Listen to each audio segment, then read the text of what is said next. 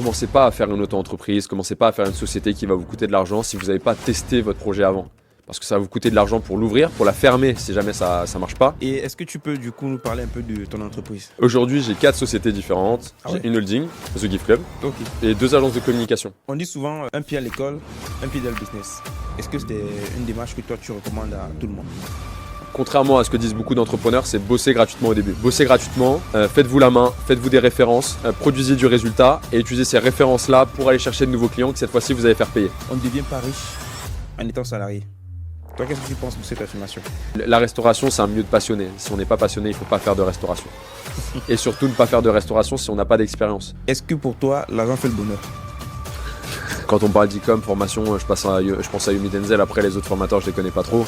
Ok, du coup, ta copine te regarde. Est-ce que tu regrettes d'avoir fait du 50-50 alors que tu recommandes de faire du 51-49?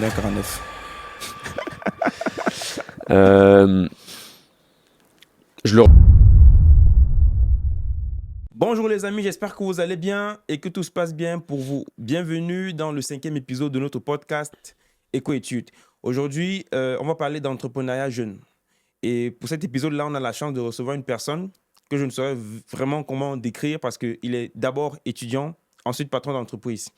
Mais une chose est sûre, on aura la chance avec lui d'apprendre beaucoup de choses sur l'entrepreneuriat, surtout quand on est encore sur les bancs. Si c'est un sujet qui t'intéresse, prends place, mets-toi dans les bonnes conditions et on va devoir commencer. Maintenant que ceci est dit, on pourra tranquillement accueillir notre invité. Bonjour Valentin. Aston, comment tu vas? Ça va et Ça toi? va? Tu vas bien? Très bien. Merci. Merci de m'avoir invité sur ton podcast. C'est un plaisir pour moi. Content d'apporter de la valeur aux étudiants, Ouais. parce qu'on est toujours étudiants. On a C'est encore ça. une petite année de master là à terminer. Ouais. Et puis voilà, Alors- on va développer tout ça. Ouais. Pour ceux qui ne te connaissent pas, qui es-tu, s'il te plaît? Donc moi, je m'appelle Valentin de Rossi, je viens d'avoir 23 ans, il y a voilà, le 7 janvier, Ouais. donc il n'y a pas très longtemps. Je suis en 5e année d'études là, d'études sup, en Master 2. J'ai toujours voulu le cacher, parce que aux yeux de mes clients, etc., quand on dit qu'on est étudiant, ça Ouais. me dévalorise. C'est ça. Et donc, stratégiquement, j'ai toujours caché le fait que j'étais toujours en études, jusqu'à cette année. C'est pour ça d'ailleurs que j'ai accepté ton invitation, D'accord. parce que je me suis dit que d'apporter de la valeur justement aux étudiants, si moi au début, quand j'ai commencé à entreprendre, si j'avais justement quelqu'un qui pouvait potentiellement me driver, m'expliquer un petit peu comment il a fait, Ouais. quelle problématique il a rencontré sur son parcours, etc., j'aurais kiffé. Mais c'est voilà, entre ce qu'on voit sur les réseaux sociaux et la réalité, il y a Un grand il y a, contraste. voilà, il y a un contraste qui est énorme. Ouais. Et donc, content d'apporter de la valeur sur ce En sujet-là. tout cas, c'est un plaisir pour moi de te recevoir. Alors, à quel moment est-ce que tu décides d'entreprendre concrètement? Alors, à quel moment j'ai commencé à 15 ans, Ouais. sous le nom de ma mère. Parce qu'à 15 ans en France, on ne peut pas ouvrir d'auto-entreprise, on peut pas entreprendre. Ouais. Il y a quand même une solution, c'est passer devant le notaire. Ouais. Pour avoir justement que nos tuteurs légaux donnent un accord justement pour ouvrir une auto-entreprise, mais pour Ouais. 1 an, pour 3 ans du coup, parce que c'est à 18 ans qu'on peut ouvrir de nous-mêmes une auto-entreprise une fois qu'on est majeur. Ouais. Donc pendant ces 3 ans-là, j'étais sous le nom de ma mère et à mes 18 ans, j'ai commencé directement, j'ai ouvert une société, je suis direct parti sur une entité en société. Voilà. D'accord, mais à 15 ans, c'est quoi la réelle motivation pour un enfant de 15 ans qui se dit il faut entreprendre? Il y a déjà une barrière, un véritable obstacle, c'est qu'il ne peut pas créer d'entreprise dans son pays et il se dit quand même il faut que je le fasse avec le nom de ma mère. C'est quoi la réelle motivation derrière ça? Alors, quand on est mineur, on n'est pas aidé en France. Ouais. C'est-à-dire que c'est pas qu'il faut pas entreprendre, il Ouais. faut commencer à entreprendre. Et j'encourage toutes les personnes qui sont mineures et qui souhaitent entreprendre Ouais. à entreprendre, à commencer. Plus tôt tu vas commencer, plus tu as de chances de réussir plus tard. Parce que plus tu vas apprendre et plus tu vas avoir d'échecs et plus tu... Et voilà, c'est comme ça, c'est comme ça que tu vas réussir. Ouais. Et donc, du coup, à 15 ans, pourquoi j'ai commencé à entreprendre? Parce que j'ai fait un mastermind à Lyon. Donc, c'était un entrepreneur français qui faisait justement une intervention sur le personal branding. Oui. Donc, du coup, il nous a expliqué un petit peu comment monétiser une audience sur Instagram, comment monétiser une audience sur les réseaux sociaux, les placements de produits, etc. Parce que les placements de produits étaient très en vogue en 2017, certainement. Ouais. Et donc, je me suis dit à 15 ans, du haut de mes 15 ans, ok, il y a quelque chose à faire. La fame, j'adore ça, d'avoir des followers sur les réseaux sociaux, j'adore ça. Maintenant, aujourd'hui, j'ai un petit peu plus de mal avec ça. Mais bon, quand on est jeune, on n'a pas la même vision que quand on vieillit. Et donc, je me suis dit, OK, il y a quelque chose à faire. L'entrepreneuriat, j'ai toujours vu ça comme un jeu. Un peu comme, tu sais, quand tu fais une partie de Monopoly avec tes potes, que tu t'achètes tes petits hôtels, etc. L'entrepreneuriat, je vois ça vraiment comme un jeu. Les gens vont se dire, mais il est fou, il joue avec son argent, etc. Mais non, c'est que j'ai tellement pris de porte et tellement eu d'échecs dans ma vie que si on relativise pas sur les situations, en fait, on fait rien dans la vie. Et donc, je vois vraiment ça comme un jeu, voir l'argent comme des points, tu vois. On investit, comme Monopoly, on investit à tel endroit et on peut potentiellement gagner de l'argent, etc. là-dessus. Donc, voilà ce qui s'est passé voilà comment ça a commencé à 15 ans. Donc, mon activité d'entrepreneur, ça a commencé sur uniquement faire du contenu sur les réseaux sociaux et prier pour que ça fonctionne et que potentiellement un jour, je puisse gagner un petit peu d'argent. Voilà. Alors, et comment est-ce qu'un étudiant peut procéder pour identifier un véritable problème dans la société et de se dire, OK, je peux me faire de l'argent avec ça? Alors, pour moi, il y a deux axes sur lesquels les étudiants peuvent travailler. Premier axe, c'est vous avez une compétence. X, je suis un professionnel de la flûte traversière. J'adore ça. Je veux permettre aux personnes qui veulent également apprendre à faire de la flûte traversière. Donc, je fais du contenu là-dessus sur les réseaux sociaux. Je communique là-dessus et je propose une petite formation justement pour former à la flûte traversière. Et peu importe, je donne le cas de la flûte traversière, mais c'est un exemple. Si vous êtes bon au rugby, si vous êtes bon peu importe le domaine, le domaine de compétences que vous avez, vous pouvez... Il y a forcément des personnes sur Terre qui vont vouloir apprendre cette compétence que vous avez. Et donc, je pense que ça, c'est le premier axe sur lequel vous pouvez travailler. Deuxième axe, c'est dans la vie de tous les jours, dans la rue, lorsque vous consommez dans un restaurant, dans un hôtel, etc. Il y a différentes problématiques en tant que consommateur qu'on voit, qu'on ressent. Et donc, c'est dans ces moments de vie quotidienne qu'on voit justement les différents besoins qu'ont la société. Et donc, c'est justement dans ces moments-là où on se dit, OK, je sais pas, je suis au restaurant, je suis au McDo, quand j'attends mon plat pendant 15-20 minutes, je trouve ça long. Peut-être qu'à table, on pourrait mettre en place un petit jeu pour justement créer une expérience client et que la personne ne s'embête pas, tu vois. Voilà, c'est dans la vie quotidienne, analysez, regardez autour de vous, intéressez-vous aux gens, parlez avec les gens. Voilà, pour moi, c'est ces deux différents axes sur lesquels... Et du coup, est-ce que tu as eu à faire une étude de marché ou encore faire des tests? Si oui, comment tu as procédé? Alors, test, oui. Étude de marché, non. D'accord. En école de commerce ou pendant nos études, on nous conseille de faire des études de marché. Je dis pas que c'est quelque chose qu'il ne faut pas faire. Je dis que se confronter à son marché, c'est ce qu'il y a de mieux. Parce que les études de marché, c'est bien, mais c'est encore une fois, c'est des études. Donc, on n'est pas sûr qu'entre ce qu'on a sur notre BP, sur notre papier et la réalité, il y a toujours un écart. C'est ça. En général, on est très ambitieux sur le business plan. Et quand on se confronte au marché, on se prend une claque énorme. Donc, le mieux, c'est si vous avez une idée, vous faites un MVP, vous testez. D'accord. Et après, si ça commence, vous voyez que ça commence un petit peu à prendre, etc., vous posez la question de OK, maintenant, est-ce qu'il ne faut pas que je fasse une étude de marché? Est-ce qu'il ne faut pas que je fasse un BP un petit peu plus poussé pour justement avoir une vision plus long-termiste de ce que tu veux aller chercher finalement? D'accord. Donc pour toi, c'est mieux de commencer par des tests, ensuite des études de marché, plutôt l'inverse. Vous avez comme projet de faire un skateboard électrique. Vous commencez par faire un skateboard, pas électrique. Vous testez, vous voyez s'il y a de la traction sur ce produit-là. Et puis au fur et à mesure, vous allez investir sur votre projet en temps et en argent et implémenter. OK, bon, je vois que le skateboard, c'est le cas du skateboard, mais là, c'est peut-être pas le bon exemple. Mais voilà, on implémente au fur et à mesure les choses. On met pas la charrue avant les bœufs. C'est-à-dire que il faut y aller step by step. On commence avec un MVP. Un petit truc. Si vous voulez faire un restaurant, vous allez commencer par une dark kitchen, tester votre produit, voir si ça fonctionne, si ça plaît aux gens, et après, vous ferez votre restaurant. Commencez pas par le restaurant. Voilà, OK, j'ai mon loyer à 5 000 € par mois à sortir tous les mois, j'ai 15 salariés, etc. C'est l'enfer. Testez les choses. Ce qui est bien en France, c'est que, petit tips comme ça que je vous lâche en live, vous avez 1 an entre le moment où vous commencez votre activité et le moment où vous encaissez de l'argent et le moment où vous devez ouvrir une entité juridique, donc auto-entreprise, société, etc. Donc, si vous testez votre produit, votre projet, si vous voyez que ça commence à 1000, 2000, 3000, 10 000, 20 000 euros, ça commence à prendre. OK. Commencez pas à faire une auto-entreprise, commencez pas à faire une société qui va vous coûter de l'argent si vous n'avez pas testé votre projet avant. Parce que ça va vous coûter de l'argent pour l'ouvrir, pour la fermer si jamais ça ne marche pas. Ah ouais. Bah oui. Il y a des coûts pour fermer. Il y a des coûts pour fermer. Une auto-entreprise, c'est gratuit. En France, ne vous faites pas avoir, une auto-entreprise, c'est gratuit. Quand vous allez ouvrir votre auto-entreprise, vous allez recevoir dans votre poste directement un papier d'une société privée qui va vous dire, mais écoutez, monsieur, si vous voulez claim votre nom de société, ça va vous coûter 135 €. Ne payez pas. C'est gratuit. C'est peut-être plus de 135 €, mais une auto-entreprise en France, c'est gratuit. L'ouvrir, la fermer, c'est gratuit. Par contre, à partir du moment où vous passez en société, comptabilité, expert comptable qui doit intervenir pour certifier vos comptes en fin d'année, vos bilans. Bref, et vous voulez l'ouvrir, c'est payant. Vous voulez la fermer, c'est payant. Donc, c'est beaucoup de paperasse, beaucoup d'investissements financiers pour finalement pas grand-chose. Testez et voyez ensuite, structurez-vous au fur et à mesure. D'accord, parfait. Et est-ce que tu peux du coup nous parler un peu de ton entreprise, le secteur d'activité, si possible le chiffre d'affaires, comment elle fonctionne, etc. Le chiffre d'affaires, vous adorez savoir le chiffre d'affaires. Ah oui, c'est le plus important sur les chiffres.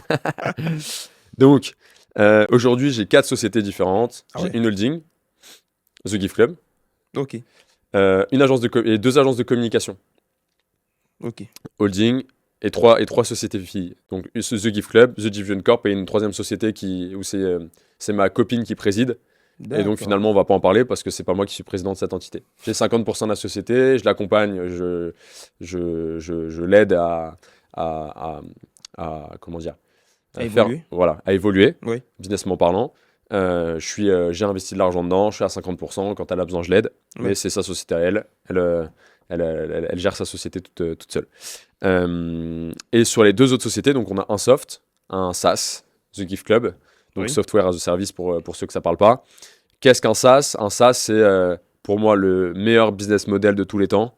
C'est-à-dire qu'en fait, les gens vont sur notre site internet, commandent un produit.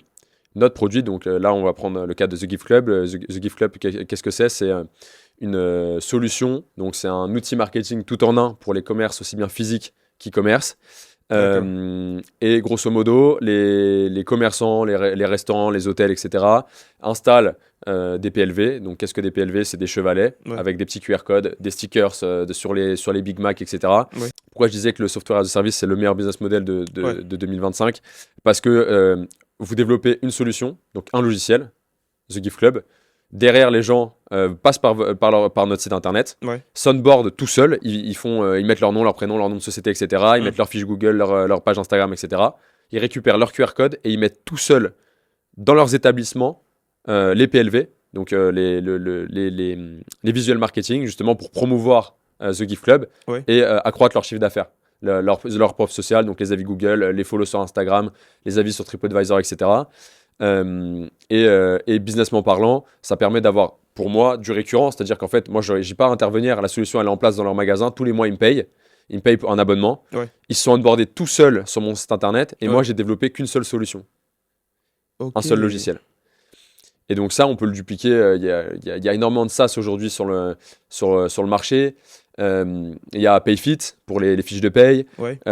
Donc concrètement, plutôt que de passer par un expert comptable où c'est super galère de faire remonter toutes les variables de paye, et ben, on passe par PayFit et puis tout est automatisé, encore une fois.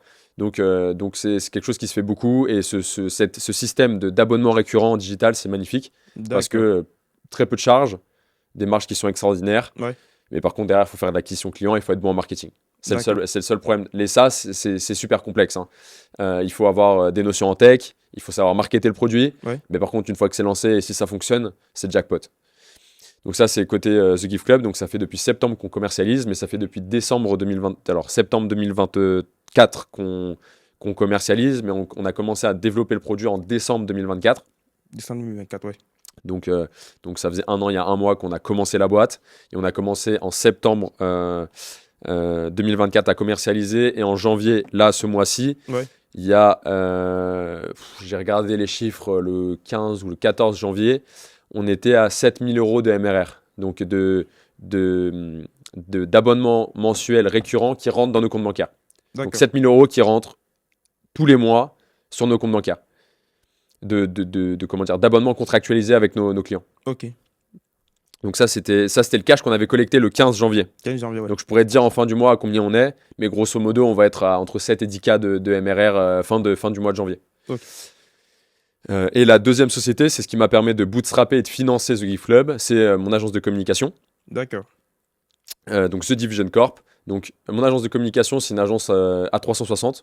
Donc c'est-à-dire que j'accompagne les entreprises de toutes niches, des cliniques esthétiques, des cabinets dentaires, des restaurants, des artistes. J'étais à New York, je t'en avais parlé, j'étais à New York avec Sony Music Ouais. pour la promotion d'une artiste. Bref, tout un tas de niches différentes. Et on les accompagne à 360. Ils ont besoin d'un site internet, on fait leur site internet. Ils ont besoin de personal branding, on fait leur personal Les réseaux branding. Ils ont sociaux, besoin tout ce qui va avec. voilà, du community management sur les réseaux sociaux. On fait tout. Tout. On a des experts. Aujourd'hui, j'ai essentiellement des CDI et j'ai une équipe de 15 personnes sur l'ensemble de mes 4 sociétés. Wow. Et donc, j'ai beaucoup de CDI, j'ai beaucoup internalisé. Au tout début, c'est normal, on externalise pas mal avec des freelances. Ouais. Mais le problème, c'est que les freelances, c'est instable, ils sont sur plusieurs projets à la fois. Et peut-être il coûte cher. Et puis, ça coûte cher. D'accord. Donc, ouais, pour terminer sur les différentes activités, donc The Gift Club, SaaS, logiciel. Super business model si on sait faire du marketing et pour moi c'est pas le premier business à lancer parce qu'il faut on a investi en 2024 200 000 euros donc il faut les trouver sans financement externe. On a eu la BPI qui nous a accompagné à hauteur de 30 000 euros sur les 200 000 euros. Alors, il me rappelle. Ouais.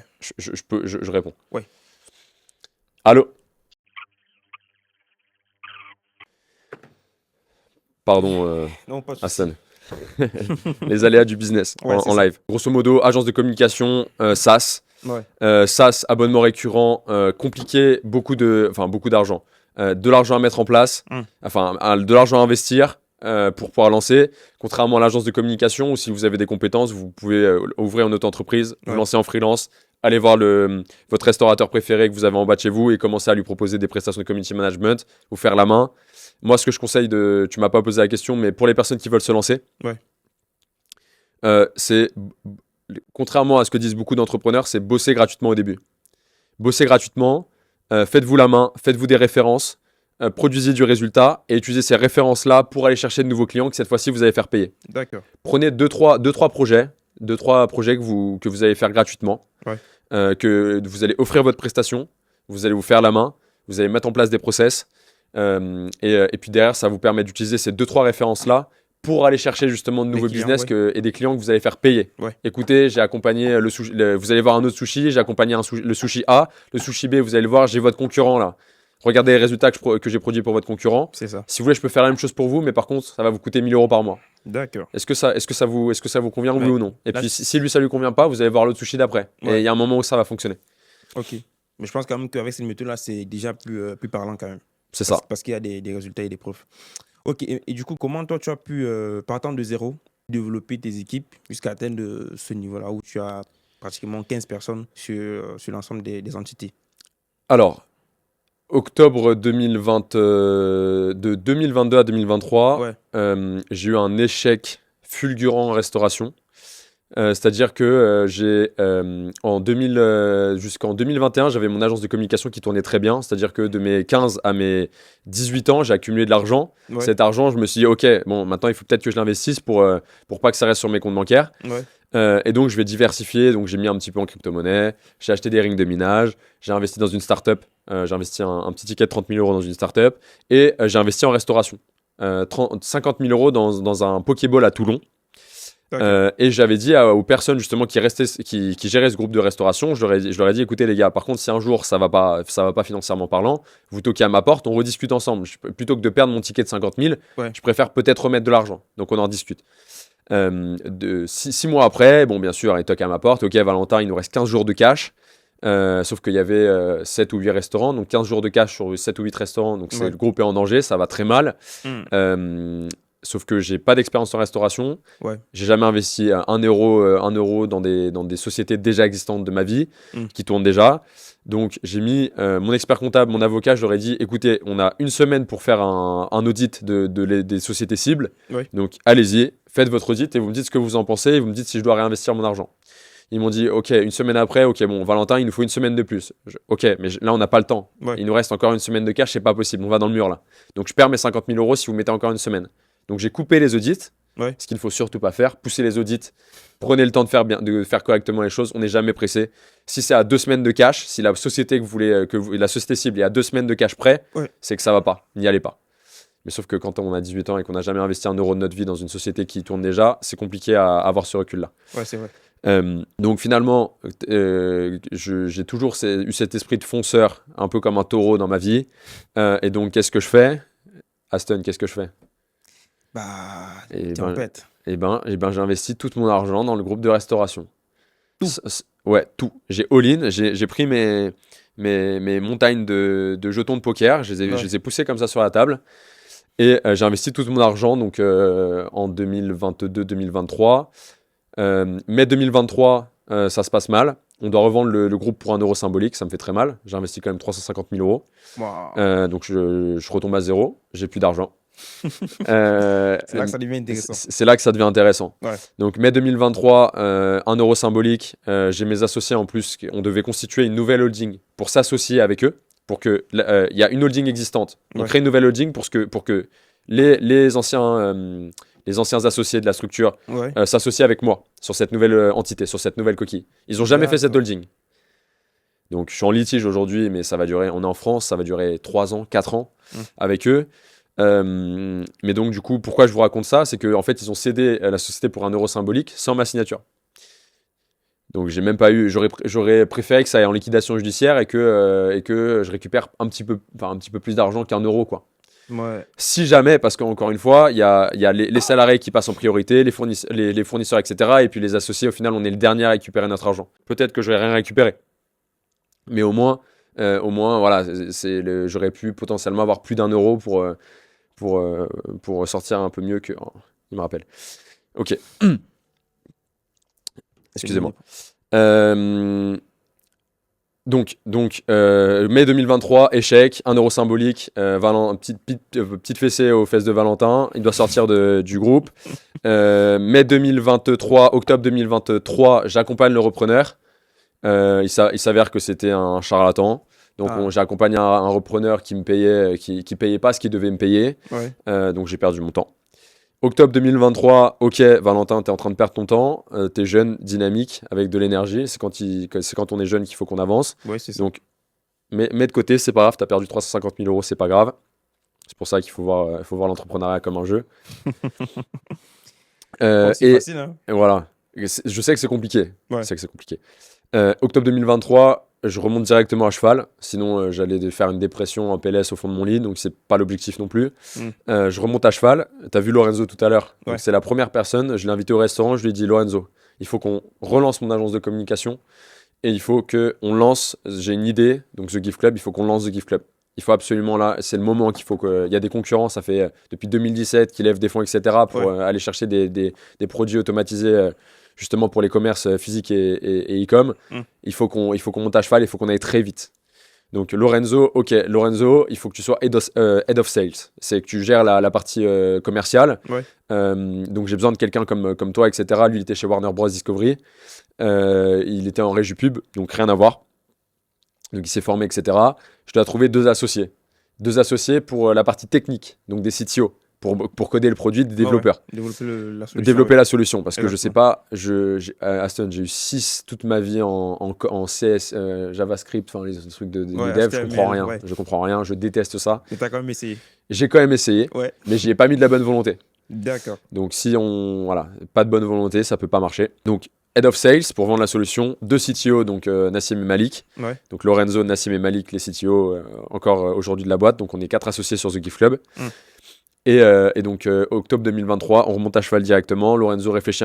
2023, on remonte à cheval directement. Lorenzo réfléchit un peu. Soit il va dans le milieu classique parce que lui, il venait de finir son master à l'époque, donc je le récupérais juste après son alternance. D'accord. Il enchaînait directement sur le marché du travail.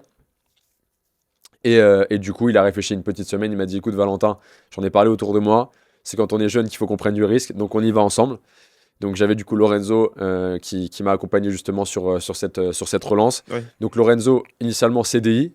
Donc, j'avais plus d'argent, mais je l'ai pris en CDI. Donc, dès le premier mois, il fallait que je fasse rentrer suffisamment d'argent pour le payer. Ouais. Et par contre, mes deux CTO, eux, n'étaient pas en CDI, mais je les payais quand même à la prestation. C'est-à-dire que ils avaient 5% de la société et je devais les rémunérer pour aller à la première étape du MVP, pour développer le MVP de The Gift Club. D'accord. Donc j'avais quand même de l'argent à réinvestir. Alors, j'avais pas d'argent, tu vois. Ouais, sachant que tu étais dans la merde. Personne n'était au courant, mais j'avais plus un rond. J'étais à poil, j'avais plus rien dans les poches. Donc fallait, mais voilà, j'ai toujours été confiant, sûr de moi. Ouais. Je pars du principe que quand on y va à fond et que on baisse jamais les bras et que on travaille, un vrai travail acharné, Ouais. on peut que réussir. On peut que réussir. D'accord. On va avoir des échecs, mais il y a un moment où il y a un projet qui va fonctionner et on va réussir. D'accord. Et du coup, pour les paperasses administratives, les difficultés que tu as eues au moment où tu te remettais sur pied avec tes 3 associés, je dirais, comment est-ce que tu as pu gérer ça concrètement? Donc la paperasse, l'administratif, l'échec que j'ai eu en restauration, Ouais. j'ai géré 50 personnes. Il y avait 50 salariés à gérer. Parce qu'on avait 8 restaurants et un restaurant en franchise. Donc grosso modo, on a eu un pic à certainement 50 salariés. Je comptais pas, mais voilà, c'était beaucoup. Il y avait entre 5 et 10 personnes par restaurant. Donc c'était lourd à gérer. J'avais les fournisseurs à gérer, les huissiers à gérer, les équipes, l'administratif, la comptabilité. Enfin, il y avait tout. La restauration, c'est un milieu de passionnés. Si on n'est pas passionné, il ne faut pas faire de restauration. Et surtout, ne pas faire de restauration si on n'a pas d'expérience. Il faut commencer dans un resto, commencer à la plonge, serveur, chef de salle, monter au fur et à mesure. Et voir comment ça se passe dans le business. Comment ça se passe du point de vue process dans le business. Ouais. Moi, à 18 ans, ma seule expérience en restauration que j'avais, c'était j'ai fait un mois dans un bar au fin fond de la Creuse. Donc, j'avais aucune expérience en restauration. Ouais. Et donc, du point de vue paperasse, j'ai accumulé de l'expérience justement sur cet échec. Donc, les échecs, il faut en tirer du positif. Il faut en tirer des leçons, ouais. Il faut en tirer des leçons. Et donc, tout l'administratif, gérer les huissiers, gérer les fonds. Maintenant, je sais parce que j'ai vécu la pire situation qu'on pouvait vivre. Donc, en octobre 2023, relancer une société, créer des nouvelles sociétés, il n'y avait rien de plus simple, quoi. C'était même du bonheur de recréer des nouvelles sociétés, de nouveaux souffles, nouvelle aventure, tu vois. Ok. Donc voilà. D'accord. Et du coup, depuis que tu as lancé Debridge Club, désolé, c'est quoi la plus grosse difficulté que tu as eu à rencontrer? Sachant que tu sortais déjà d'un échec, est-ce que depuis que tu l'as mis sur pied, tout se passe bien, c'est correct? Alors, on n'est jamais assez satisfait de ce qu'on produit. Ouais. Donc, The Gift Club, voilà, never satisfied. On n'est jamais satisfait de rien. Donc, je peux pas dire que on est bien, mais ça peut toujours être mieux. Donc, on va aller chercher ce mieux. 2024, on voulait normalement, en gros, j'avais signé en décembre. En février, on devait avoir le MVP. Ouais. Au final, le MVP, je l'ai eu 8 mois après. C'est pour ça d'ailleurs qu'on a commercialisé qu'en septembre 2024 et là, ça fait que 4 mois qu'on commercialise le produit, quoi. Ouais. Et donc finalement, j'ai pu commercialiser très tard. Et donc ça, c'est justement la gestion du workflow, les deadlines, etc. On n'a pas su les gérer. Ouais. Et donc l'échec que j'ai eu sur The Gift Club, c'est ça, c'est pas un échec. C'est juste qu'au lieu de lancer en février, j'ai lancé en septembre 2024. C'est un petit obstacle. Ok, tu as parlé d'avoir eu un financement d'une valeur de 30 000 € de la BPI. Comment est-ce que tu as procédé pour l'obtenir? Alors, la France, c'est un pays qui est ultra fiscalisé. On paye beaucoup d'impôts, on paye de l'URSSAF, des charges patronales, il y a beaucoup de choses. Ouais. Par contre, on a la chance d'avoir des financements, des subventions. Okay. Donc là, on a eu la subvention d'Innovup. Non, c'est de la subvention digitale. Okay. C'est pas Innovup. Subvention digitale. À hauteur de 30 000 €, c'est-à-dire que moi je devais mettre 30 000 €, la BPI mettait 30 000 €, et donc une subvention de 30 000 € pour financer du coup le MVP, une partie du MVP, parce que comme je disais tout à l'heure, ça nous a quand même coûté 200 000 € la première année, et ils ont financé 30 000 € des 200 000 €. D'accord. Donc le reste, on a bootstrappé, c'est-à-dire qu'avec mon agence de communication, qui tourne très bien aujourd'hui. On accompagne plus d'une vingtaine de clients et j'en ai accompagné plus de 300 depuis que j'ai 16 ans. On a travaillé avec beaucoup de beaux noms, notamment Ouais. Mercedes, Land Rover, etc. Dans la food aussi, on a travaillé au Kotakos, on a travaillé avec beaucoup de boîtes. Et donc voilà. En France, le côté positif, c'est que justement, il y a un accompagnement Ouais. pour le financement, pour lancer vos projets. Ça vous permet, bon, il faut quand même avoir une mise de départ, il faut quand même mettre 30 000 euros. Donc, c'est pas une subvention. Donc, vous avez une idée de projet, hop, j'ai besoin de 30 000 euros, je vais voir la BPI, ils vont me donner 30 000 euros. Il faut quand même avoir les 30 000 euros pour qu'ils posent 30 000 euros. C'est Ah, ça. peut-être qu'il y a d'autres subventions que je ne connais pas Ouais. qui permettent justement peut-être que. Je crois que si vous êtes incubé en Ile-de-France, il y a une InnovUp. Et c'est 21 000 euros. Donc, votre incubateur prend 9 000 euros, 21 000 euros. Et il faut juste avoir, je crois qu'il se base sur votre expérience en entrepreneuriat pour pouvoir vous débloquer cette subvention. Donc là, il D'accord. n'y a pas de conditions financières. Ouais. Il n'y a pas besoin de poser 30 pour avoir 30. Mais grosso modo, la seule fois où j'ai eu affaire à la BPI, c'est ça. D'accord. Ok. On dit souvent un pied à l'école, un pied dans le business. Est-ce que pour toi, c'est une démarche que toi, tu recommandes à tout le monde? Moi, je recommande à tous les étudiants de commencer le plus tôt possible à entreprendre. D'accord. Il y en a certains qui ont la chance de vivre chez papa-maman, de faire les études, tu sais, au lycée, au collège, tu es encore chez papa-maman, tu es sous le Ouais. toit de papa-maman, c'est papa-maman qui paye le loyer ou qui ont la maison, qui sont propriétaires d'une maison, etc. Ouais. C'est-à-dire que nous, en tant qu'étudiants, on n'est pas exposés. On n'est pas exposé au risque financier, c'est-à-dire qu'on n'a pas un loyer à sortir tous les mois, on n'a pas de la nourriture à acheter, on n'a pas tout ça. Pour une partie de la population. Je dis pas que tout le monde. Il y en a malheureusement où il n'y a pas papa-maman, ils doivent travailler dès 18 ans, Ouais. travailler jusqu'à minuit, aller à l'école jusqu'à 18h, travailler jusqu'à minuit dans les bars pour financer leur loyer, etc. Ouais. Donc, dans les deux cas de figure, commencez le plus tôt possible. Commencez le plus tôt possible à entreprendre, surtout si vous êtes dans le cas A, où vous êtes, vous êtes chez papa-maman, etc., pas de loyer à payer, pas la nourriture à payer, etc. Ouais. Profitez-en. Vous n'êtes pas exposé au risque. Si demain, vous investissez 10 000 euros et que vous perdez vos 10 000 euros, vous aurez quand même un toit. Alors que si vous avez 25, 30 ans, des enfants, une femme, Ouais. et que vous exposez au risque, et que du jour au lendemain, faillite, vous avez plus d'argent, comment vous faites? Vous pouvez plus payer votre bouffe, vous pouvez plus payer votre loyer ou votre crédit pour votre maison, etc. Ouais. Donc c'est pas à ce moment-là. Alors, prenez du risque le plus tôt possible. Si vous voulez entreprendre, il faut faire ça le plus tôt possible. Comme ça, vous aurez vos échecs le plus tôt possible. Ouais. Vous allez monter en compétences le plus tôt possible. Et donc vous avez plus de chances de réussir également parce que vous avez commencé plus tôt que les autres. Et est-ce que tu n'as pas, sur le plan social, des petites difficultés avec les personnes que tu emploies qui sont peut-être des personnes qui sont plus âgées que toi? Est-ce que il n'y a pas de petites difficultés à ce niveau-là? Ça dépend des domaines d'activité. Ouais. En restauration, oui, j'avais des difficultés parce que le petit jeune de 19-20 ans qui me donne des ordres, c'est un petit peu compliqué.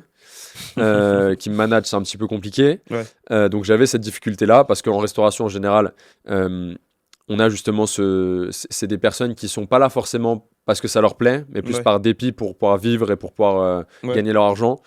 Contrairement à The Gift Club ou à l'agence de communication, où c'est des gens qui sont en général, je dis pas à 100% des cas, mais en général passionnés par ce qu'ils font. Ouais.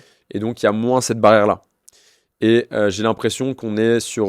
donc là, les 15 personnes que j'ai aujourd'hui, ils comprennent que si j'en suis là aujourd'hui, c'est que j'ai bossé. Et donc, ils peuvent me faire confiance. Si je leur donne un tip, si je leur dis qu'il faut faire comme ça plutôt que comme ça, Ouais. voilà, c'est peut-être que j'ai un petit peu d'expérience maintenant accumulée. Ouais. Et j'ai beaucoup de profils en interne qui sont... Quand on recrute, c'est qu'on a un besoin. C'est qu'on recrute des gens qui sont meilleurs que nous sur certains domaines de compétences. Ouais. Donc, je vais pas apporter... Je vais peut-être, OK, sur la vision produit, etc., mais mes tech, parce que j'ai un tech en CDI, j'ai un développeur full stack en CDI, Karim. Karim, je vais pas pouvoir le conseiller en dev. Par contre, je vais peut-être pouvoir l'aider à prioriser, lui apporter la bonne vision du produit, justement, plus business, etc. Ouais. Mais je vais pas... Karim, ta ligne de code, là, je comprends rien. Ta ligne de code, je vais pas... Voilà. Donc, T'as même pas envie de savoir comment j'ai même pas envie de savoir. Enfin, c'est pas que j'ai pas envie de savoir, Ouais. parce que j'aimerais bien, mais Ouais. c'est que c'est trop complexe. D'accord. On peut pas être bon en entrepreneuriat, en business, machin. C'est pas possible. On peut pas se former partout tout le temps, tu vois. Ouais, c'est bien de se faire accompagner. C'est ça. Ok. On peut pas être complet partout, on peut pas être très bon partout, et donc il faut se faire accompagner par des très bons dans des domaines très spécifiques. Ouais. Donc l'idée, c'est là où tu sens que tu n'as pas de l'expertise, tu fais venir une personne. Je recrute une personne qui sera meilleure que moi dans ce domaine-là. Ok. On ne devient pas riche en étant salarié. Toi, qu'est-ce que tu penses de cette affirmation? C'est faux. C'est faux. Il y a des salariés qui gagnent très bien leur vie. Ouais. Il y a des salariés qui gagnent très bien leur vie et qui ont en plus une société à côté. Pour moi, cette citation, elle est fausse. D'accord. Par contre, il y a beaucoup moins de salariés millionnaires que d'entrepreneurs millionnaires. C'est une question de proportionnalité, c'est-à-dire qu'il y a beaucoup plus d'entrepreneurs qui deviennent riches que de salariés qui deviennent riches. D'accord. En tout cas, il y a des salariés qui gagnent très bien leur vie.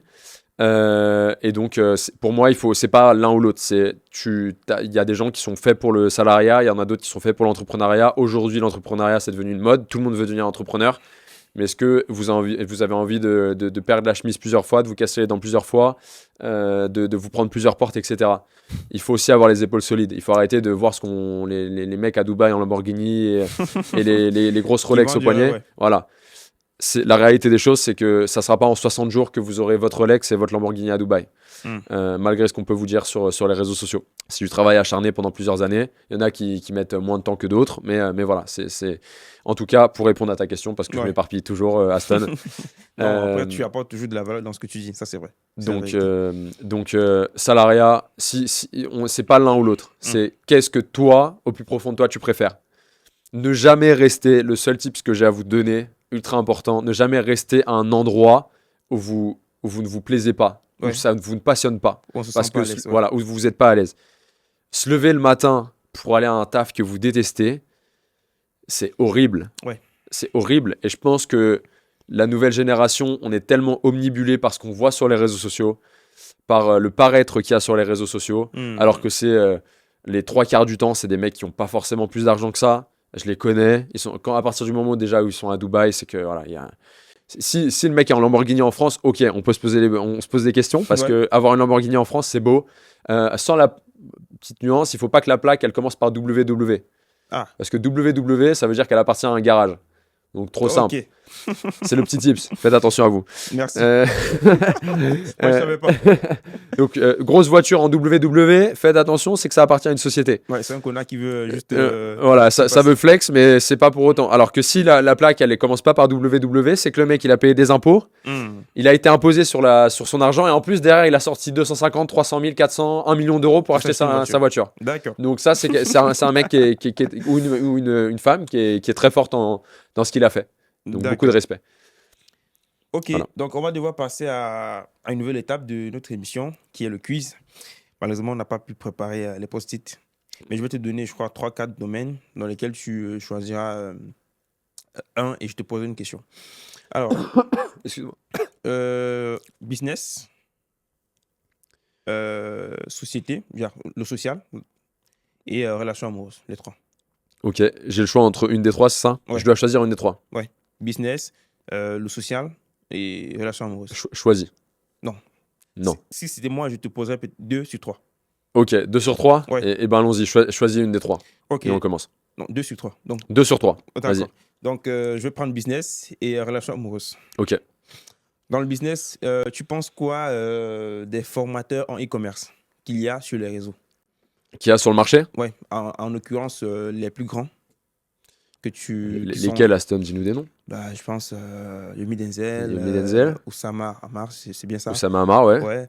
Et il y en a d'autres, en fait. Capwell, en e-com, ouais.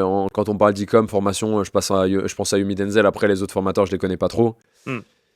Ça veut dire beaucoup. Ça veut dire beaucoup. Ouais. Ça veut dire que Yomi Denzel a le monopole là-dessus et qu'il fait très bien son marketing et qu'il est très bon dans ce qu'il fait. Oussama Ammar, pareil, il est très bon dans ce qu'il fait. Il fait des calls de 15 minutes à 300 balles. Donc, c'est que il est très bon dans son marketing. Sur son personal branding, il est excellent même. D'ailleurs, j'ai failli, Lorenzo m'en avait parlé, j'ai failli prendre c'est quoi, c'est Better Call House, c'est justement les calls de Oussama Ammar de 15 minutes pour échanger un petit peu avec lui. 15 minutes. 15 minutes de call pour 300 €. 300 €, 15 minutes. 300 €, 15 minutes. Wow. C'est énorme. C'est la force du personal branding. D'accord. T'as quelqu'un en face de toi qui, normalement, peut t'apporter son expertise là, du coup, sur le business, sur l'entrepreneuriat, parce qu'il a quand même créé The Family. Et The Family, à l'époque, c'était le plus gros incubateur de startups en France. Et donc, il a accompagné pendant des années des startups, justement, à lever des fonds, à scaler, à se structurer, etc. Donc, pour moi, c'est quelqu'un qui a de l'expertise. Après, je le connais pas personnellement et j'ai pas fait ce call à 300 € encore. Ouais. Pas que je le ferai pas, mais pour le moment, on est passé à autre chose. Donc, pour répondre à ta question, t'as pas une question sous-jacente finalement à ta question de est-ce que les formations qu'on a sur les réseaux sociaux, c'est de la merde? Oui. Ok. Pour moi, je préférerais acheter la formation de Yomi Denzel que de payer une école de commerce pendant 5 ans. Je vais t'expliquer pourquoi. Alors, allons-y. T'as peut-être une question. Non, vas-y. Je vais t'expliquer pourquoi. Ouais. Parce qu'aujourd'hui, on a la possibilité, grâce au Web 2, à Internet, en trois clics, en mettant ok, je veux me former en montage vidéo, et ben je vais bouffer 10 heures de vidéo sur YouTube, 100 heures de vidéo sur YouTube. Il y a des tonnes de tutoriels sur Internet. Ouais. Et donc, en fait, on peut devenir expert sur une compétence bien précise grâce à Internet gratuitement. Par contre, si vous voulez accélérer tout ça, il y a des mecs comme Yomi Denzel qui ont fait des tonnes de boutiques e-commerce, qui ont scalé des boutiques e-commerce, Ouais. et donc qui sont bons dans leur domaine d'expertise. Donc, Dans ce qu'ils font. Ouais. voilà, dans ce qu'ils font. Donc pour moi, acheter une formation sur Internet, oui, mais il faut que ce soit les bonnes personnes. Faut pas que ce soit un mec. Faut que faites vos recherches. Ouais. Regardez si le mec a vraiment fait des boutiques qui ont performé. Pas une boutique qui a performé, mais s'il en a fait 3, 4, 5 et que les 3, 4, 5 ont performé, c'est que le mec a quand même une certaine expertise. Parce que bon, réussir une fois, ça peut être un coup de chance, mais réussir 5 fois, par contre, ça ne l'est pas. D'accord. Donc, on va prendre le cas de Yomi. Je pense, la vraie problématique des formations, c'est qu'en général, les gens l'achètent, mais tu en as 90% qui vont pas la faire, qui vont s'arrêter. Ils vont regarder les deux premiers. Normalement, tu sais, c'est en plusieurs. Je crois que c'est plusieurs séquences, plusieurs semaines. Ouais. Ils vont faire les 2 premières séquences et après ils vont arrêter. Ils vont pas exécuter et après ils vont dire oh mais ça fonctionne pas. C'est encore. Fais la formation entièrement, passe du temps, prends des notes, prends ton petit cahier, regarde bien la vidéo, prends des notes, etc. De ce que tu vois pendant la formation. Exécute, mais pas. Fais pas qu'une seule boutique. Fais-en 10, 15. Vois si ça fonctionne. Teste des produits. J'ai fait de l'e-commerce aussi en 2021, mais du drop propre où j'envoyais mes produits avec un vrai site, un vrai SAV, on répondait aux clients, on s'assurait qu'ils soient vraiment livrés, on faisait les retours clients, etc. On remboursait les gens si le produit était pourri. Donc pour moi, oui, les formations, vous pouvez en acheter sur Internet, ça peut être un accélérateur, ou même si vous n'avez aucune compétence dans un domaine très spécifique, ça peut être très bien. Assurez-vous juste que la personne que vous avez en face de vous, c'est pas un charlatan, qu'il a vraiment exécuté, parce que ce qui est paradoxal, c'est que les gens qui font de l'infoproduit, qui font de l'information, de la formation sur les réseaux sociaux, en général, ils vendent quelque chose qu'ils n'ont pas fait. Ça, c'est vrai. Voilà. OFM, IA, OFM, je sais pas quoi, le trading, le machin, c'est pas des traders, ils ont jamais gagné 1 euro en trading, mais par contre, ils vont te former en trading. Ridicule. OFM, ils ont pas fait 1 euro en OFM, mais par contre, ils vont te vanter que c'est le meilleur business de l'année. Ridicule. Par contre, si c'est un mec qui a fait de l'e-commerce, que derrière, pas des fake dashboards dégueulasses, hein. On sait qu'il a fait telle marque d'e-commerce, qu'elle a performé, tel chiffre, par exemple. qu'il a fait tel chiffre, etc. Oui, vous pouvez y aller, mais juste assurez-vous que la personne en face de vous, c'est quelqu'un qui a vraiment fait ce dont pourquoi en fait, ce qu'il veut vendre, en fait. Voilà, ce qu'il veut vendre. Qu'il a vraiment le domaine, qu'il a vraiment les compétences de ce qu'il vous vend. Voilà. Ok.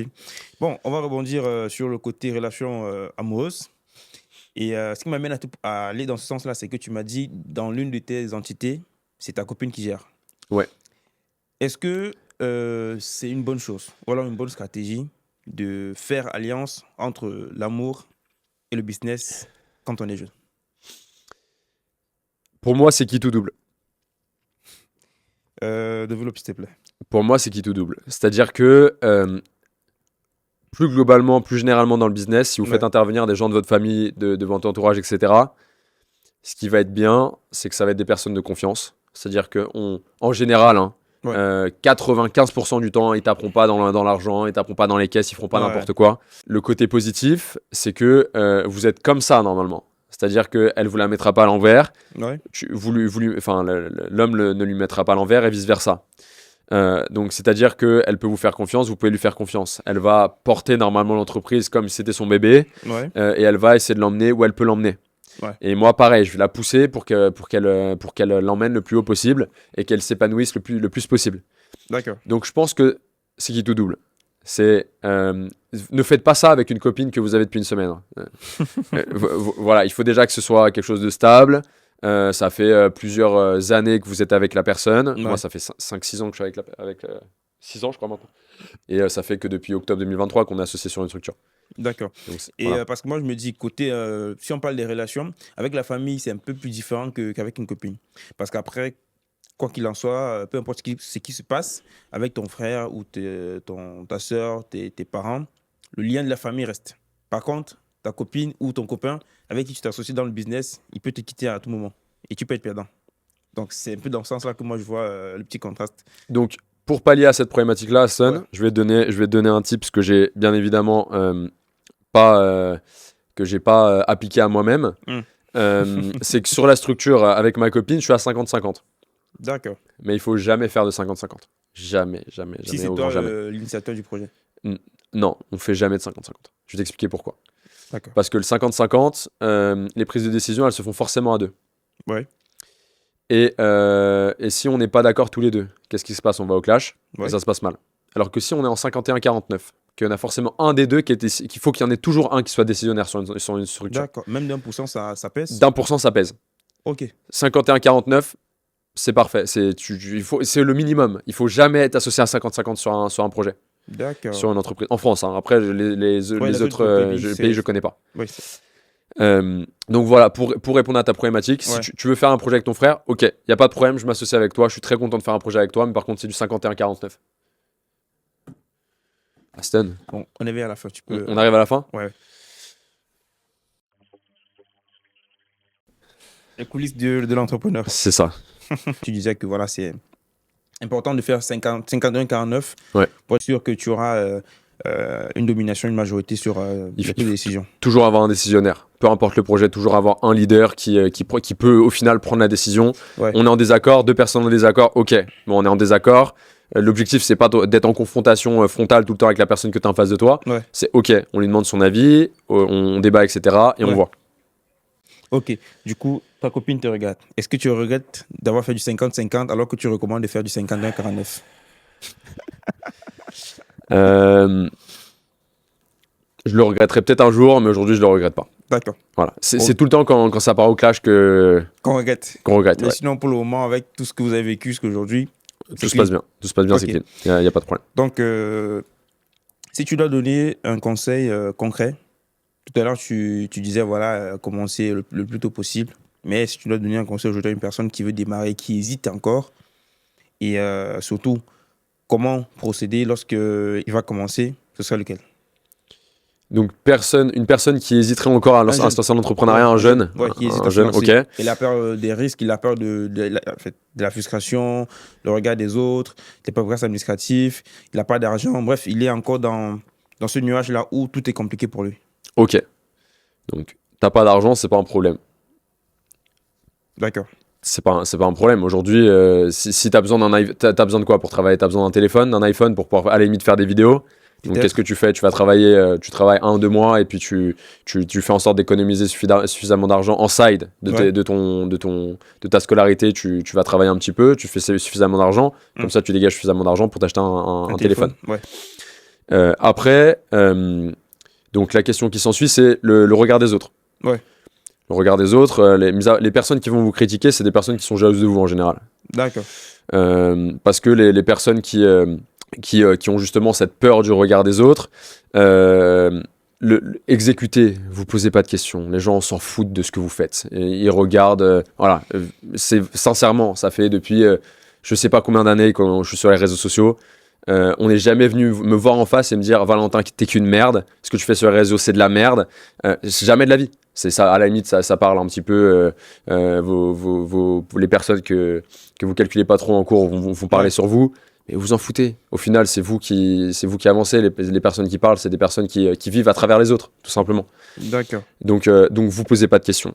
Vous posez pas de questions. Les haters que vous allez avoir, c'est des personnes qui regardent tout ce que vous faites. Et en général, les haters, c'est ceux qui vous apportent le plus de reach, Ouais. de statistiques De sur les réseaux visibilité. sociaux, Ouais, de ça, c'est vrai. visibilité. Parce qu'elles interagissent, elles vous mettent des petits commentaires pourris, Ouais. etc.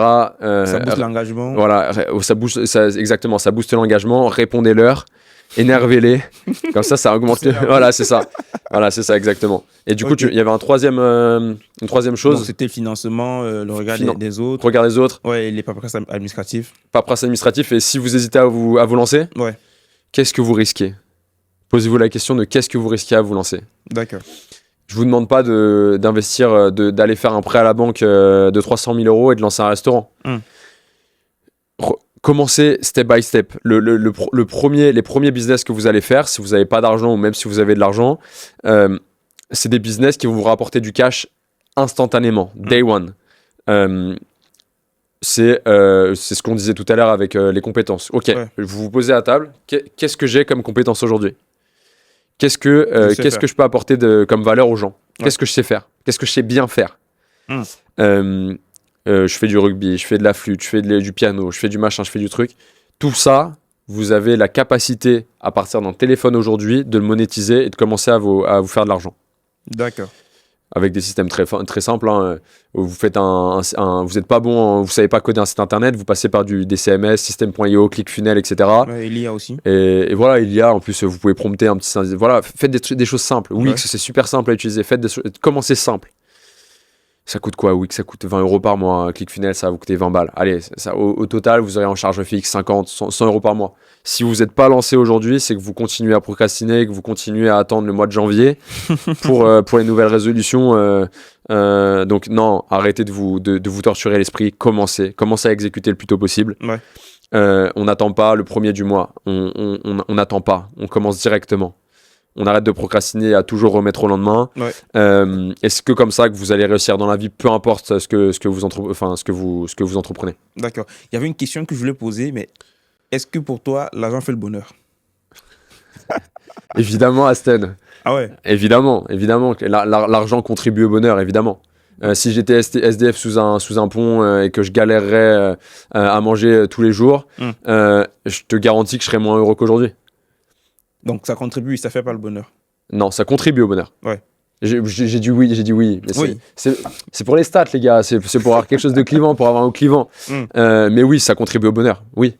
Donc, si ça contribue, ça veut dire qu'il y a une partie où ça fait pas. Est-ce qu'on peut donc être riche ou encore avoir... On peut être riche et être malheureux. Complètement. Si t'es riche et tout seul, que t'as pas de famille, pas d'amis, et que t'es comme ça, en boîte de nuit avec 2 escortes sur chacun de tes côtés, t'es malheureux. D'accord. Enfin, en tout cas, je pense que tu peux être malheureux. Ouais. Sinon, ça contribue énormément. C'est ça. Donc, c'est ça qui est horrible. Et je pense qu'on peut transposer ça aussi aux milliardaires ou aux millionnaires qui n'ont pas de famille, pas de parents, pas d'amis, rien. Ça sert à quoi d'avoir des milliards d'euros si tu peux pas aller en boîte avec tes potes kiffer ou les personnes que tu aimes en tout cas. Voilà, ou les personnes que tu aimes. Ou tu vas emmener, chose très simple, j'ai emmené mon papa, je lui ai offert là, je suis allé en Islande avec mon père en novembre. Je lui ai payé une semaine en Islande, il a kiffé sa vie. J'ai emmené ma grand-mère l'an dernier après avoir fait faillite en restauration à New York parce que c'était son rêve. C'est ça le kiff. C'est ça pourquoi je me bats tous les jours pour faire de l'argent. Je fais pas de l'argent pour faire de l'argent, pour avoir des beaux chiffres sur mes comptes bancaires. Et voilà, et puis même contribuer aussi au bonheur des personnes qu'on a dans les boîtes, tu vois. Parce qu'indirectement, on fait vivre des gens, tu vois. Donc c'est ça que je kiffe. En tout cas, ce que je retiens, c'est que le véritable bonheur dans l'argent, c'est de pouvoir véritablement en profiter et pas d'avoir des tonnes d'argent. Ça sert à rien. Dépensez votre argent, faites de l'argent pour la dépenser. D'accord. L'argent, c'est le toucher. C'est ça. Ça rentre, ça sort. C'est ça, ça rentre, ça sort, exactement. Ok. Bon, en tout cas, Valentin, c'est vraiment un plaisir de t'avoir eu aujourd'hui et de partager ce moment avec toi. Personnellement, j'ai beaucoup appris et je pense que ceux qui vont regarder, ça sera tout simplement magnifique. Aussi avec la situation qu'on a eue de l'appel de ton contrat que tu as eu hier. En tout cas, je pense que ça sera un très bon exemple des coulisses d'un entrepreneur. Donc, les gars, merci de nous avoir écoutés. Je pense que ce sera une très bonne chose pour vous, pour ceux qui veulent se lancer dans l'entrepreneuriat, pour ceux qui sont en France ou qui comptent arriver en France. Donc, lancez-vous, ne perdez pas du temps. Et on se dit à la prochaine pour un prochain épisode. Merci. Aston. Ouais. Dernière chose. C'est pas parce que vous êtes pas en France que vous êtes à l'international, etc. D'accord. Tout le monde, avec Internet, on a tous la capacité. Si vous avez une connexion Internet, vous avez tous la capacité de faire de grandes choses. D'accord. Formez-vous, montez en compétences, inscrivez-vous sur les sites comme Fiverr, etc. pour faire un peu d'argent au début. Formez-vous, montez en compétences et vous allez réussir. Je compte sur vous. Likez, commentez, donnez de la force à Aston. Merci beaucoup Aston de m'avoir invité sur ton podcast. C'était un vrai plaisir. C'était un plaisir. Plaisir partagé. Et puis à bientôt. À bientôt. Merci.